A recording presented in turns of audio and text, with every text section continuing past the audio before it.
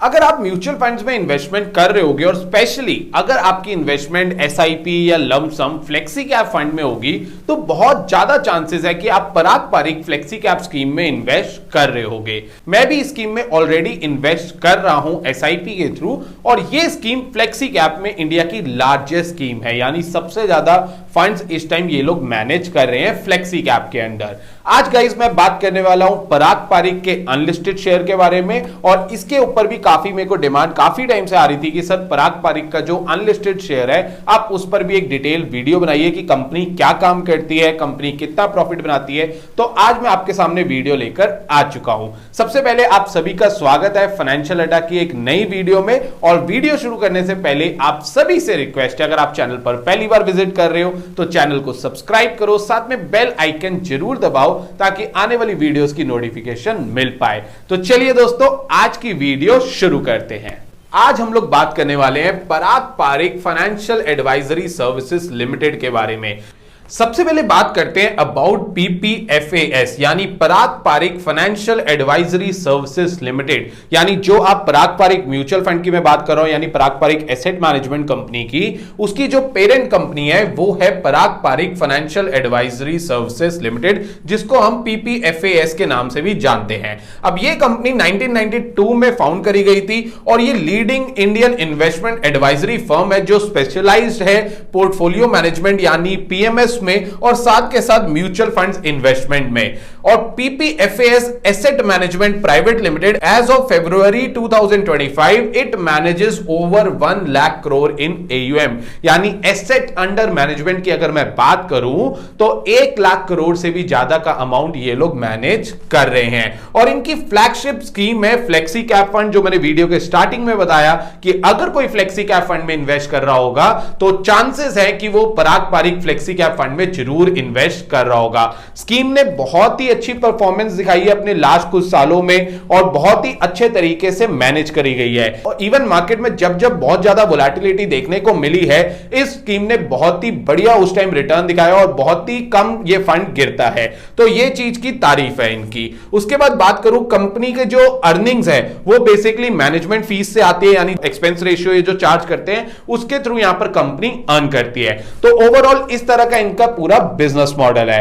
अब बात करते हैं कुछ बेसिक डिटेल की। तो अभी जो मार्केट कैप है वो अप्रोक्सीमेटली 6000 करोड़ आप कह सकते हो, यहां पे 6000 करोड़ का मार्केट कैप है। पी रेशियो 59 की है, वैल्यू 411 की है, लॉट साइज 50 शेयर्स का है, price to book value ratio 20.65 की है, एनएसडीएल सीडीएसएल दोनों में अवेलेबल है। और फेस वैल्यू की बात करूं तो 10 रुपीस के आसपास की फेस वैल्यू है। शेयर का प्राइस जो अनलिस्टेड मार्केट में चल रहा है वो 8000 के अप्रोक्सीमेट चल रहा है, 8000 से 8500 के बीच में यहां पर ट्रेड हो रहा है अनलिस्टेड मार्केट में। अब बात करते हैं कंपनी के फाइनेंशियल्स की, और फाइनेंशियल्स ही हमें बताएंगे कि क्या पराग पारिक फाइनेंशियल एडवाइजरी फर्म जो है वो प्रॉफिटेबल है या नहीं है, वो स्ट्रांग है फंडामेंटली या नहीं है। सबसे पहले बात करते हैं रिवेन्यू की। रिवेन्यू यानी वो कितना उनकी सेल्स हुई, आप इसको इस तरह से भी समझ सकते हो। तो फाइनेंशियल ईयर 21 में कंपनी का जो रेवेन्यू था 33 सीआर था, फाइनेंशियल ईयर 22 में 90 सीआर हो गया, फाइनेंशियल ईयर 23 में 146 सीआर हो गया और फाइनेंशियल ईयर 24 में 215 सीआर का यहां पर रेवेन्यू कंपनी ने करा है। वहीं प्रॉफिट आफ्टर टैक्स की बात करें तो 9 सीआर का प्रॉफिट यहां पर कंपनी ने करा था फाइनेंशियल ईयर 21 में, फाइनेंशियल ईयर 22 में 39 सीआर का प्रॉफिट करा, फाइनेंशियल ईयर 23 में 76 सीआर और यहां पर फाइनेंशियल ईयर 24 में कंपनी ने 109 करोड़ का प्रॉफिट बुक करा है। यानी रेवेन्यू भी लगातार बढ़ रहा है, प्रॉफिट भी लगातार बढ़ रहा है, बट क्या इनके प्रॉफिट मार्जिन बढ़ रहे हैं या नहीं बढ़ रहे, चलिए चेक करते हैं। तो नेट प्रॉफिट मार्जिन यहां पर फाइनेंशियल ईयर 21 में 27% था, 22 में 43%, 23 में 52 और फाइनेंशियल ईयर 24 में यहां पर कंपनी के जो नेट प्रॉफिट मार्जिन है वो 51% के आसपास है। तो अगर हम ओवरऑल फाइनेंशियल्स की तरफ देखें तो फाइनेंशियल्स काफी ज्यादा डिसेंट मुझे लग रहे हैं और अच्छी ग्रोथ कंपनी में नजर आ रही है। अब करते हैं इसका एयूएम कंपैरिजन, यानी कंपनी कितना एयूएम मैनेज कर रही है और इसके पीएस जो है वो कितना मैनेज कर रहे हैं और उनकी ग्रोथ कैसे हो रही है, चलिए देखते हैं। पहले देखते हैं पराग पारिक की अगर हम बात करें तो यहां पे 10 ईयर का कैगर देखिए, 10 ईयर का जो CAGR नजर आ रहा है वो अप्रोक्सीमेटली 70% का आ रहा है, और 5 ईयर का देखें तो 103%, 3 इयर्स का देखें तो 63% का है। वहीं HDFC का 10 ईयर में 18% से ग्रोथ नजर आई है, 5 ईयर में 12.90 की ग्रोथ नजर आई है, 3 इयर्स में 15% है। SBI 30% से ग्रो हुआ है लास्ट 10 इयर्स में, 5 इयर्स में 26% और 3 इयर्स में 22%। वहीं निप्पॉन एसेट मैनेजमेंट की बात करें तो निप्पॉन 15% से ग्रो हुआ है लास्ट 10 इयर्स में, 14% से ग्रो हुआ है लास्ट 5 इयर्स में और 24% से ग्रो हुआ है लास्ट 3 इयर्स में। अगर इन बड़ी तीनों AMC का कंपैरिजन हम करते हैं पराग पारीख के साथ, तो पराग पारीख की ग्रोथ बहुत ही अच्छी देखने को मिली है, क्योंकि छोटी AMC थी और इनकी जो पराग पारीख फ्लेक्सी कैप फंड है उसने बहुत अच्छे रिटर्न्स दिए, बहुत अच्छे तरीके से मैनेज हुए, और ये इनके जो फंड मैनेजर्स है वो काफी क्वालिफाइड भी है, और साथ में बहुत ही मतलब उस तरह के फंड मैनेजर है जो ज्यादा लाइमलाइट नहीं होते, बहुत अपना डिसेंट तरीके से काम करते रहते हैं और वैल्यू इन्वेस्टिंग में अपना फोकस रखते हैं। तो जिन लोगों का वैल्यू इन्वेस्टमेंट में वैल्यू टाइप की इन्वेस्टिंग करने का मन होता था, उन्होंने इनकी स्कीम पे पैसा लगाया, और यहां पे आप देख सकते हो उनका लगाया पैसा भी ग्रो हुआ और इनको यहां पर बेनिफिट हुआ AUM ग्रोथ में, और इनकी AUM ग्रोथ लास्ट 10 इयर्स में 70% कैगर से ग्रो हुई है। तो AUM का कंपैरिजन कुछ इस तरह से, ग्रोथ काफी अच्छी देखने को मिली है। अब करते हैं इसका पीयर कंपैरिजन, और पीयर कंपैरिजन में समझते हैं कि पराग पारीख फाइनेंशियल एडवाइजरी फर्म जो है, यानी जो पराग पारीख म्यूचुअल फंड है वो कहां पर है, और बाकी तीनों लिस्टेड कंपनीज यानी HDFC AMC, Nippon life India और SBI AMC वो कहां पर है। तो पहले सबसे पहले बात करते हैं मार्केट कैप की, तो 6000 करोड़ के आसपास का मार्केट कैप पराग पारीख का है, 80,000 करोड़ का यहां पर मार्केट कैप HDFC AMC है, निप्पॉन का 33,000 करोड़ के आसपास है, और SBI AMC जो कि अभी लिस्टेड नहीं है, अनलिस्टेड स्पेस में है, उनका अभी जो मार्केट कैप है वो अप्रोक्सीमेटली 1,30,000 करोड़ के आसपास है। नेट प्रॉफिट मार्जिन में देखें तो पराग पारीख का नेट प्रॉफिट मार्जिन 50 का है, वहीं HDFC AMC का 61, निप्पॉन का 54 और SBI AMC का 60 है। अगर इस हिसाब से देखें तो नेट प्रॉफिट मार्जिन पराग पारीख का काफी कम नजर आ रहा है, मतलब इनके कंपैरिजन में, वहीं HDFC AMC का सबसे ज्यादा नेट प्रॉफिट मार्जिन है। AUM की अगर हम बात करें कि अभी आसपास अगर हम देखें तो AUM कितना है, चलिए चेक कर लेते हैं। तो ये 1 लाख करोड़ आप कह सकते हो कि इनका AUM है यहां पर पराग पारीख का। वहीं HDFC AMC ऑलमोस्ट यहां पर 8 लाख करोड़ मैनेज कर रही है। SBI AMC तो जबरदस्त ग्रोथ है, वहां पर जबरदस्त फंड्स भी है।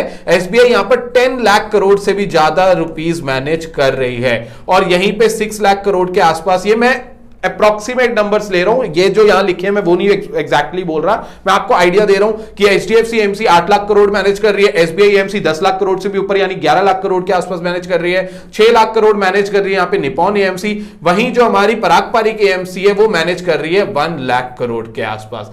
तो मैं आपसे पी की बात कर रहा था ना, तो आप देख सकते हो जो यहां पर अनलिस्टेड स्पेस पे पराग पारीख है और यहां पर अनलिस्टेड स्पेस पे SBI AMC है, दोनों के पी आपको हाई पर मिलेंगे, बट वहीं जो लिस्टेड स्पेस पे अगर मैं बात करूं तो HDFC AMC और निप्पॉन AMC दोनों के पी काफी ज्यादा कम पी पे अवेलेबल है दोनों स्टॉक्स। अब 3 ईयर रेवेन्यू कैगर की अगर मैं बात करूं तो 85% से पराग पारीख ग्रो हुई है, 12% से यहां पर HDFC, 12% से यहां पर निप्पॉन और SBI 28% से ग्रो हुई है, बट सबसे ज्यादा ग्रोथ हमें देखने को मिली है पराग पारीख में। वहीं 3 ईयर प्रॉफिट कैगर की बात करूं तो 128% का प्रॉफिट कैगर यहां पर निकल के आया है यहां पर पराग पारीख का, और बाकी अगर आप देख सकते हो तो बाकी काफी कम प्रॉफिट कैगर यहां पर निकल के आ रहा है 3 इयर्स के according.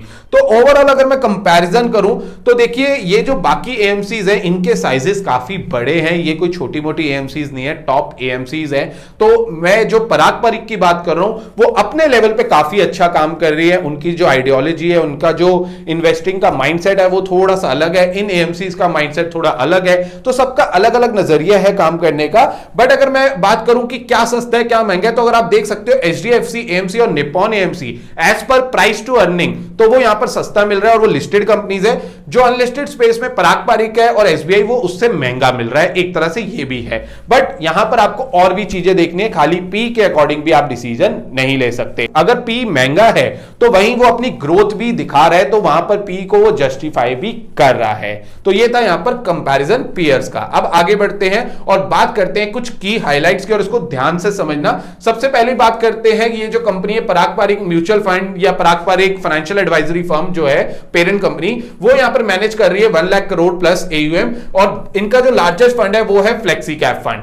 demonstrated 85.5% CAGR in revenue and 128% CAGR in profit over the last 3 years. One of the few Indian mutual fund investing in both Indian and global stock. यानी ये कंपनी जो है यहां पर वो ग्लोबल स्टॉक्स और Indian market दोनों में इन्वेस्ट करती है। अगर मैं बात करूं, ये इंडियन स्टॉक्स में तो इन्वेस्ट करते ही करते हैं और ये ग्लोबल स्टॉक्स में भी इन्वेस्ट करते हैं। और इनकी जो स्कीम है Parag Pareek flexi cap fund, वो इसीलिए इतनी फेमस भी हुई थी कि वो इंडियन स्टॉक्स के साथ साथ अमेरिकन स्टॉक्स को भी होल्ड करते हैं और इवन ग्लोबल और कंपनीज चाइना से भी और एक दो कंट्री से भी स्टॉक्स को होल्ड करते थे। तो ये लोग इंडिया के साथ साथ ग्लोबल में भी इन्वेस्ट करते हैं। फोर्थ पॉइंट की अगर मैं बात करूं तो प्रमोटर्स ने भी अपना पैसा यहां पर इन्वेस्ट करा है, 647 करोड़ यहां पर इन्वेस्ट करा है उन्होंने अपने ही फंड्स में, जो रिफ्लेक्ट करता है स्ट्रॉन्ग कॉन्फिडेंस।